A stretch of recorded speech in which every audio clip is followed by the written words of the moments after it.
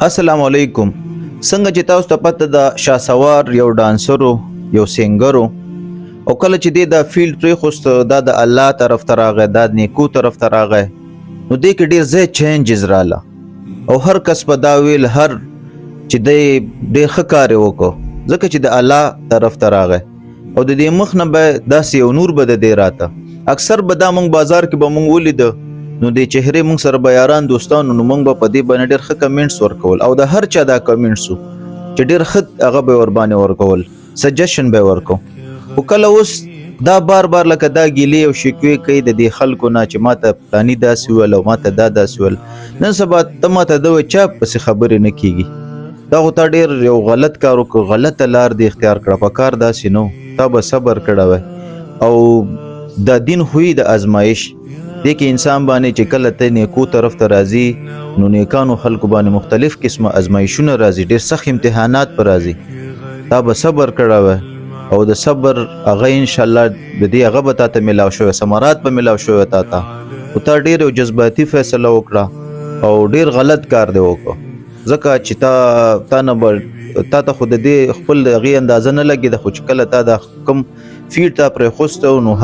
هر یو انسان تا نه خوشحاله او تا د چند پیسو دپاره د چند ورځو د عیش عشرت دپاره لکه تا د الله لار پرېښوسته او ته پس هغې ته لاړې نو دې کې خو څه عزت نه ده لکه ته په دې باندې فخر کوې چې کوم د ویډیوګانې ستا راځي خلک یې ګوري دې باندې خو تا ته کامیابي نه میلاویږي دا خو یو څو چند ورځې ژوند زندګي ده دا ځواني چې کومه وي دا هم داسې وي دا د جمعې مازدیګر ورتېر به شي نه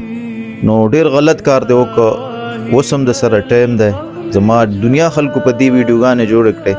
خو زه تا ته وایم د الله بنده چې دومره داسې لار به دې نه اختیاروله په دې به چاته به دې کې عزت میلاو شوی دی لکه تا کومه دا لار راونیوله الله خو به تا نه تپوس کوي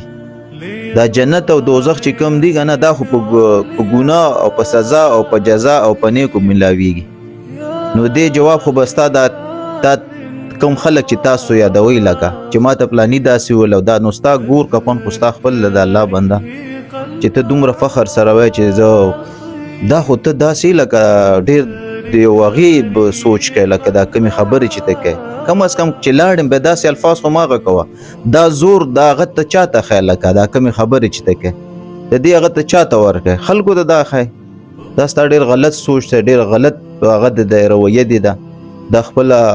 کوشش وکړه دا مثبت کا په ځان باندې سوچ وکړه چې زمونږ پیغمبران وګورئ زمونږ دین اسلام وګورئ تاسو تاریخ وګورئ څومره تکلیفونه تکالیف په جنگ بدر کې جنگ غزوه کې جنگ خندق کې څومره تکالیف تیر شوي دي حالانکه الله تعالی په هغه خلکو د جنت زیره په ژوندوني باندې کړه بیا به مغو ازمایښونو سره او ته د چند پیسو دپاره د یو څو پیسو د عیش عشرت دپاره تا خپل هر څه به پرېښوسته لکه داسې ته لکه هغه دین اسلام پورې لکه ته خندا کوې دا په کار نه دي دا ستا ډېر یو نیګیټیو سوچ ته دی ته مسلمان شان سره بیا داسې خبرې کول دا ته چې څه دا ډېر زیات فضولیت ته وی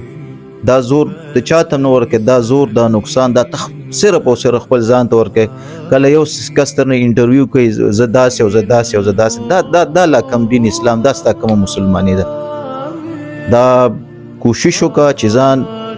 په دې خبرو باندې دا ته چې څه په دې باندې سوچ وکړه او انسان ته مالی جانی هر انسان پسې نن سبا دومره اخراجات دي ملک غربت ده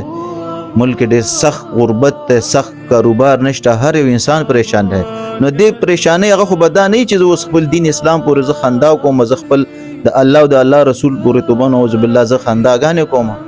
چې زه ما ته دا ډمتوب ښه دی او نه ما ته دا مسلماني ما ته ښه نه ده لکه ستا خو دا سوچ ده